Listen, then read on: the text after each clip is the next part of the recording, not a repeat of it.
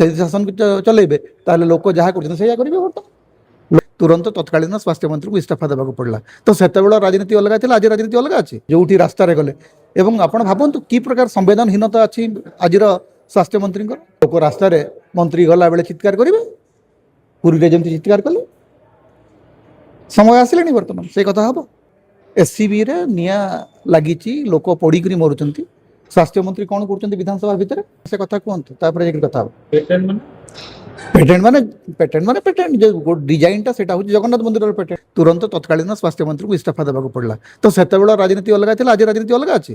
ଏବଂ ସେତେବେଳେ ବିଜେଡି ବିରୁଦ୍ଧରେ, ମୁଖ୍ୟମନ୍ତ୍ରୀଙ୍କ ବିରୁଦ୍ଧରେ, ସ୍ୱାସ୍ଥ୍ୟମନ୍ତ୍ରୀଙ୍କ ବିରୁଦ୍ଧରେ ଏବଂ ବିଜେପି ବିଧାୟକ ମାନେ ଯେଉଁ ଭଳିଆ କଥାବାର୍ତ୍ତା କରୁଛନ୍ତି, ଆଚରଣ କରୁଛନ୍ତି, ସେଥିରେ ତ ଜଣାପଡ଼ୁଛି ଯେ ସେମାନେ ବୋଧେ ଚାହୁଁନାହାନ୍ତି। ମାନେ ଧରନ୍ତୁ ବିଭିନ୍ନ ଜାଗାରେ ସନ୍ତ୍ରାସବାଦୀ ଆକ୍ରମଣ ହେଲା, ତମେ ନିଜେ ବିରୋଧୀ ଦଳର ଥିଲ। ଜୟନାରାୟଣ ମିଶ୍ର କହୁଛନ୍ତି ମନ୍ତ୍ରୀ କ'ଣ ନିଆଁ ଲଗେଇଥିଲା?